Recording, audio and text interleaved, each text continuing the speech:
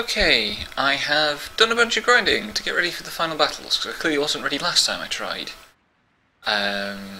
Obviously my levels are a lot higher. I'm using Sarah instead of a second mortal, because the final boss is only the 4 immortals. This is the skill setup, mostly based around defensive boosts and a couple of critical skills.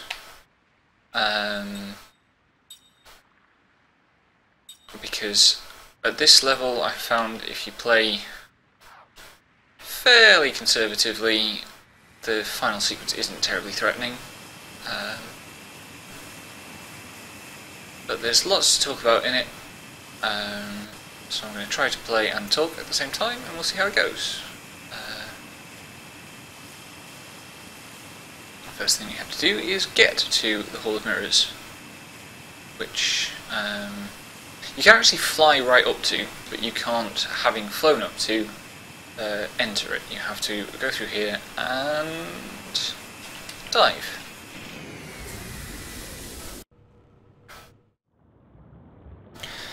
Which takes us into this lovely cutscene again.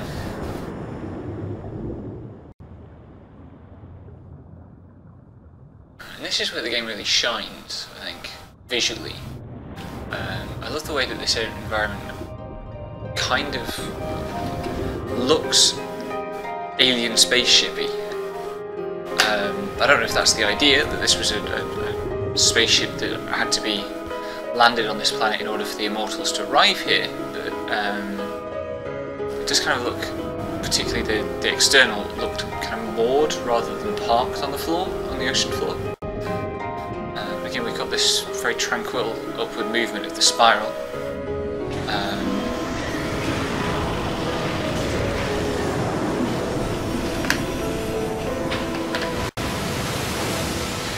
And the really nice thing is we go straight into the final bosses rather than having an extra step of final dungeon. We start off with some Gongora Ham, because this game has no tonal consistency at all, but it does kind of seem as if he's expecting us for some reason, and there's no reason for him to be glad to see us, that I can tell.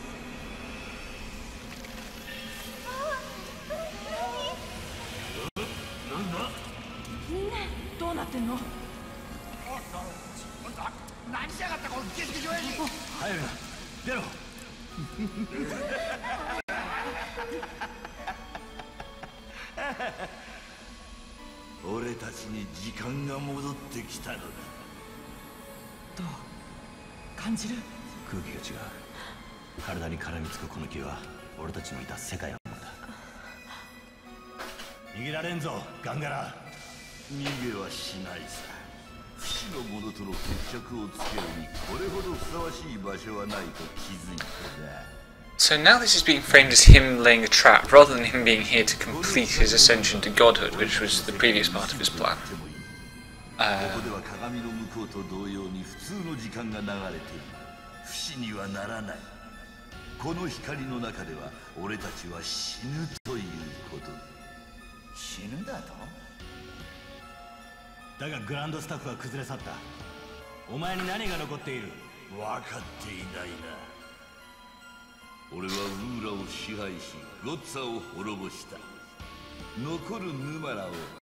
That list kind of stresses how small the game's world is as well, inadvertently.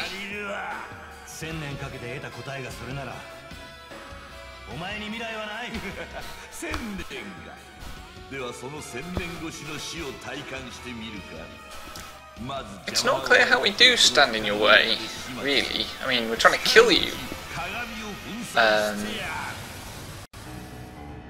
But, like, we're not actually between you and your objective.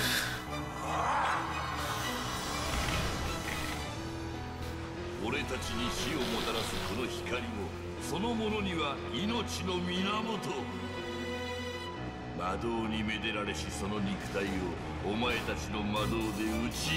still think this is less impressive than the preceding boss.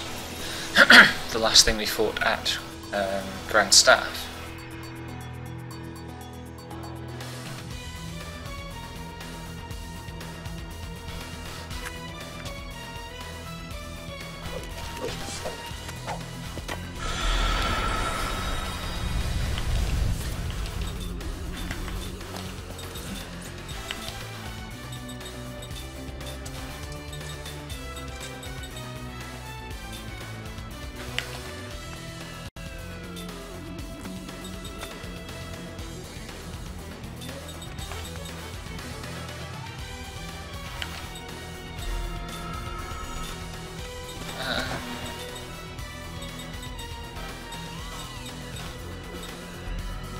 Generate isn't the most powerful effect in the world, but it helps a little bit.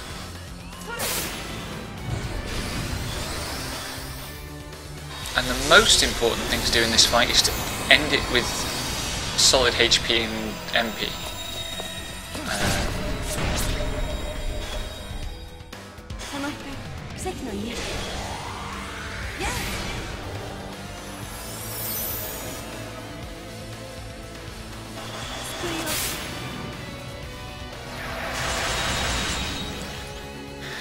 Which will largely be achieved with the use of items and the fact that I think it's Kaim and Sarah both have double cast.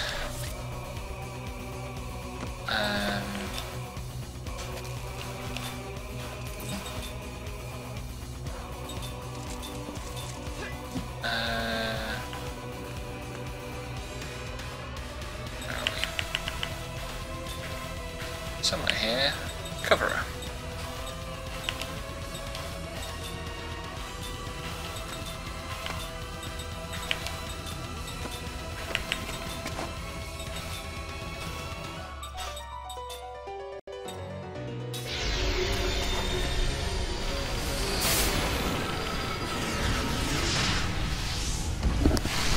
See, with taking all those defensive boosts into account, plus the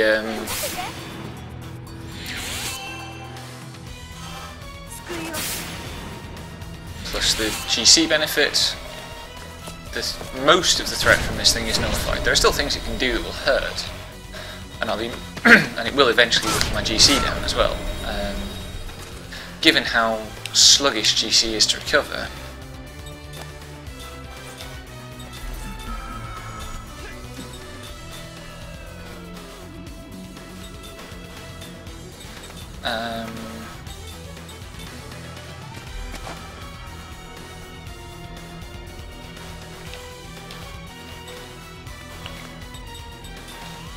this thing has no elemental weakness, so I just cast whatever third tier spells I have on it.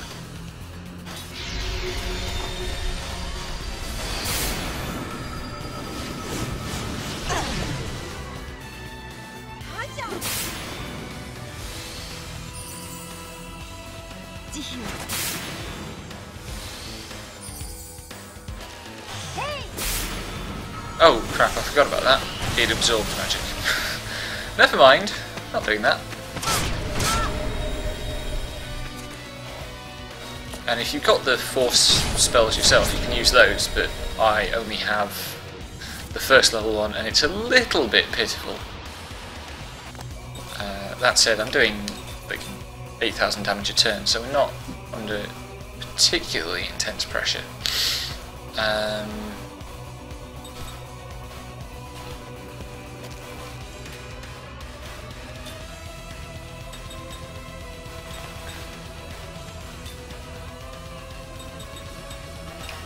I think you're probably the slowest caster, so...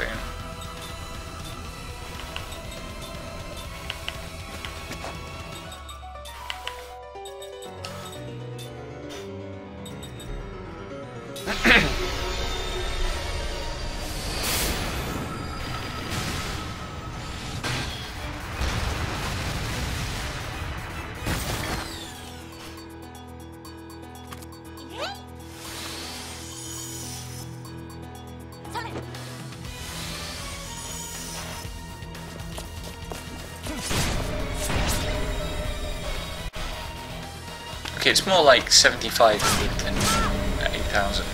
per turn, but it's still plenty.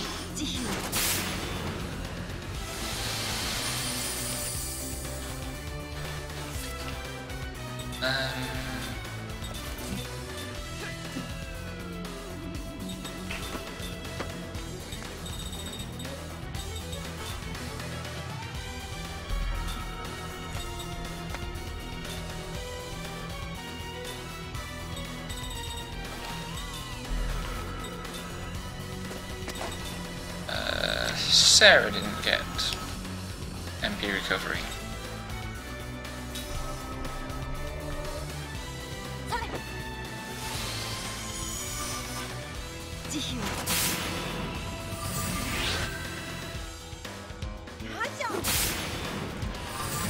This is the thing that really messes with you though, because this does a lot of damage.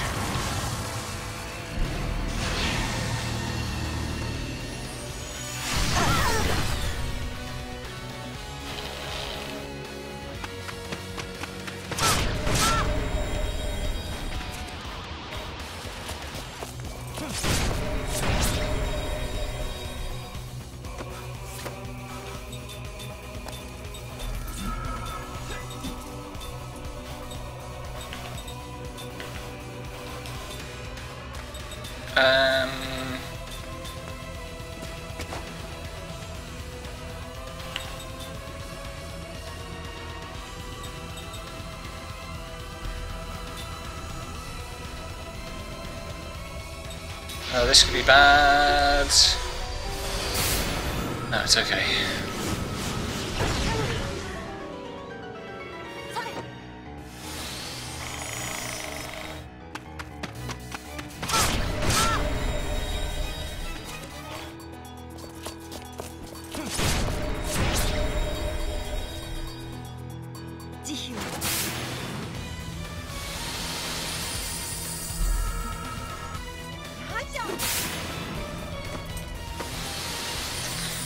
Okay, where are we down to? Just over 2 more turns. So it's time to stop burning Cook's MP to preserve the others. Because after this, Cook is out.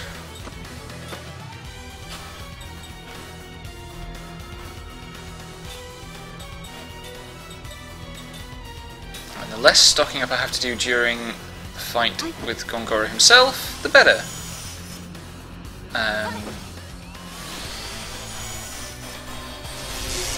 Getting the free turn helps a bit as well.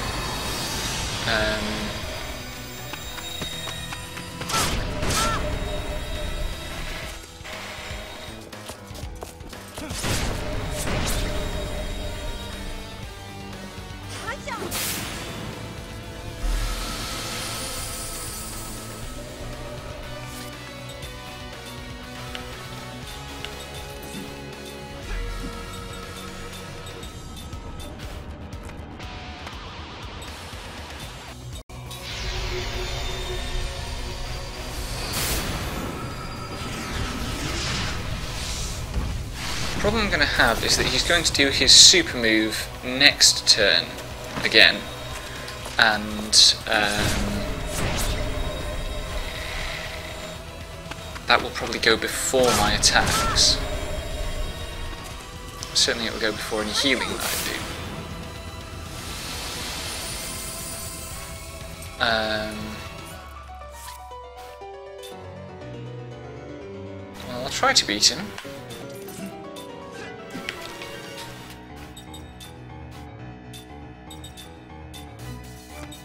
Oh, we won't, okay.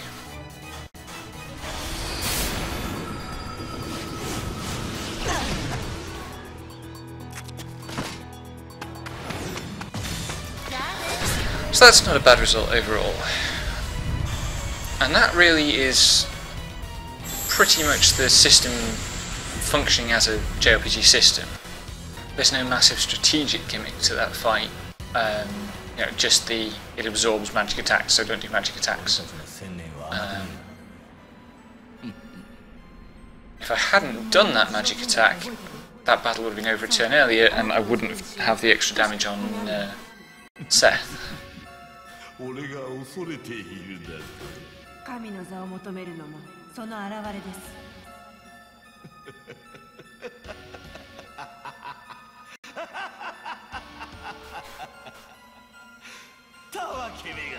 And here we have Gongora chewing some scenery for no real justified reason. Like, it's not at all clear. You know, he's clearly not a god in any meaningful theological sense. So his claims to being a god come off as irrational. But most of his character is built around a different archetype, which is an archetype of ruthless pragmatism. And that's what makes him effective.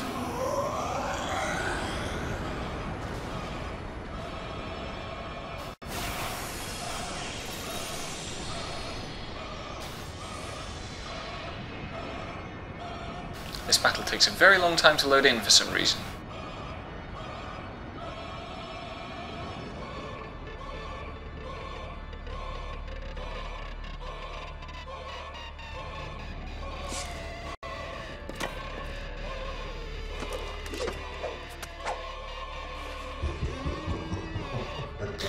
So,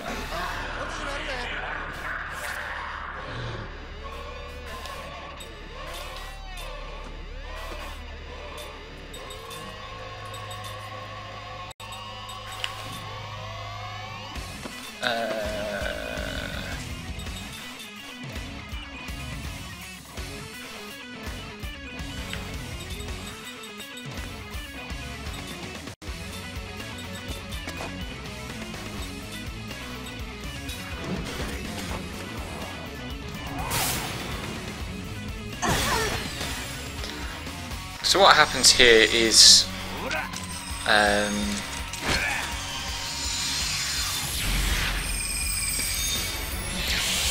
each time you get attacked, one of your mortal party members is supposed to come in and do some support stuff. And there is a phase of this that I'm going to try to stall out to maximise my damage output. I don't actually know whether the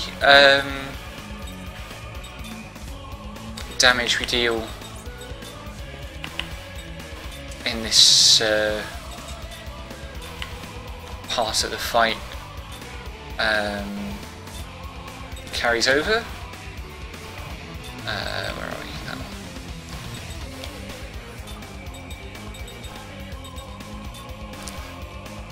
But so that's the damage guard that Zed gave us, taking effect, which is basically the coverer spell, as far as I can tell.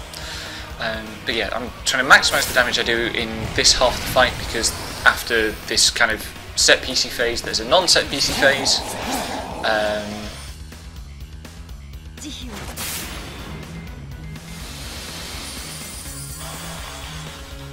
Which, if I can keep that short, it will be obviously easier.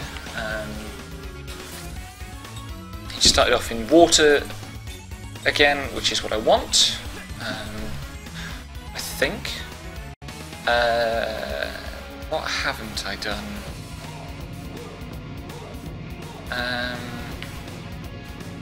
Queue up a heal with you, and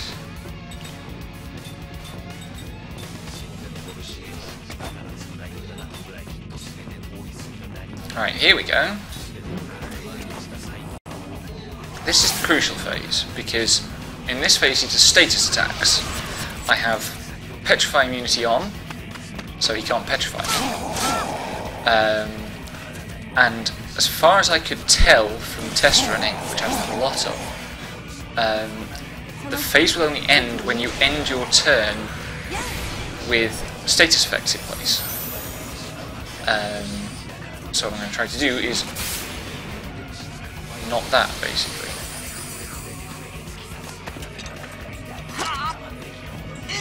Or maybe that's not going to work? I don't know. Anyway, I'm going to start spamming mana items because we're moving through this.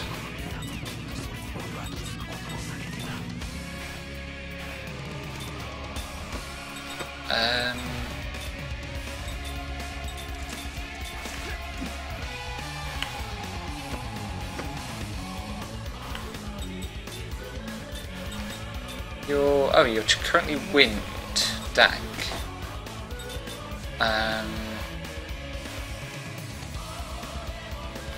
In that case, I'm not going to bother with a magic attack at this stage.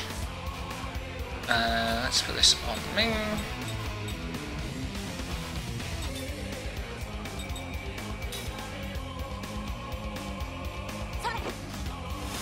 There are some weird noises on the soundtrack in this. I don't know why.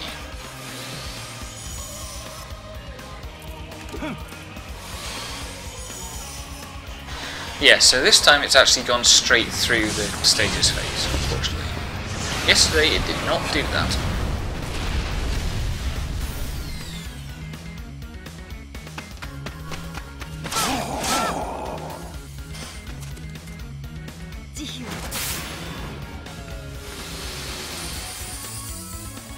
But basically each one of the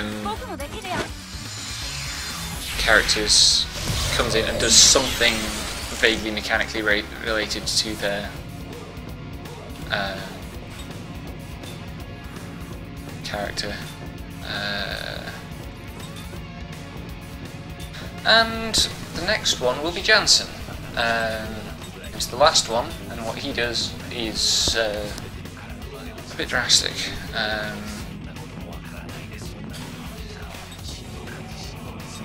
You're currently fire element, so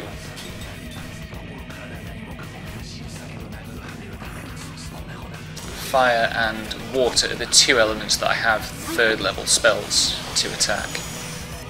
As you can see, they do quite a lot. I'm not going to get my combos this turn.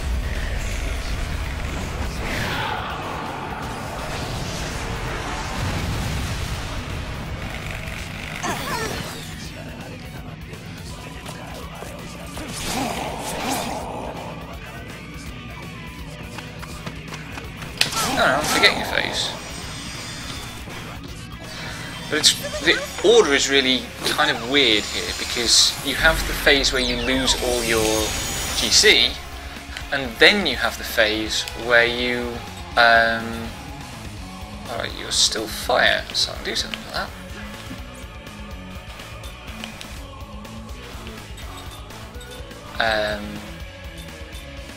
And then you have the phase where you're reduced to 1 HP and you lose all your GC again, which very much reinforces the feeling that this is all gimmick rather than actually meaning anything combat-wise.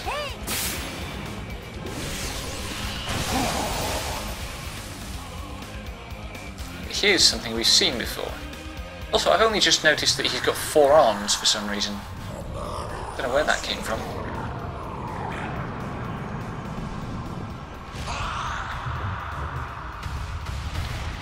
And I guess that's supposed to echo the start of the game?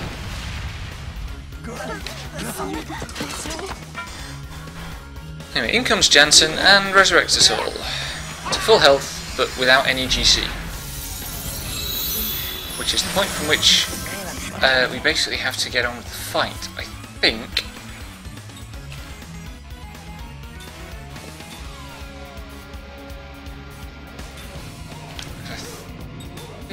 We're now in the phase, maybe not. He's Earth element, so I can't do anything about that.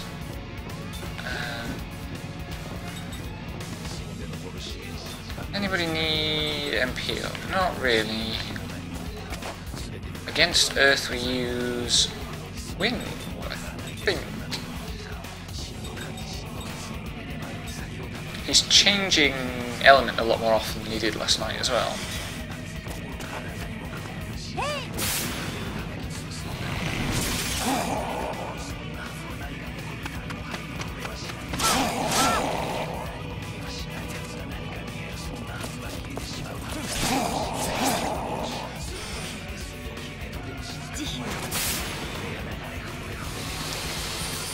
Anyway, this is the start of Phase 2.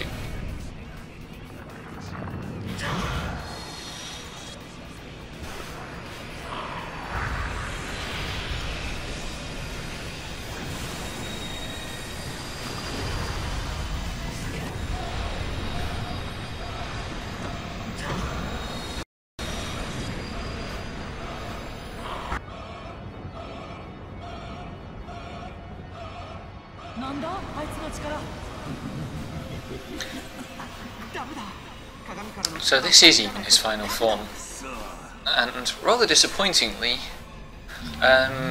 he only gets the one extra model. And even more disappointingly, there's this ridiculous moment of trying to make Jansen heroic, which, I still just can't buy Jansen doing anything good because he's not actually even been human. He's just consistently been this caricature, and now he's the tentpole of this huge moment that doesn't work because there's no stake in it, because Jansen's the least interesting character.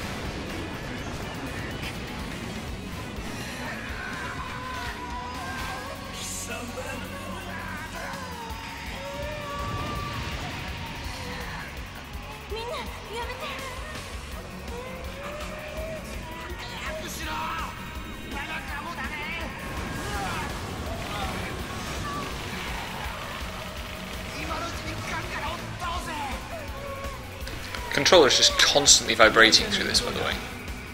This game severely overuses controller vibrate.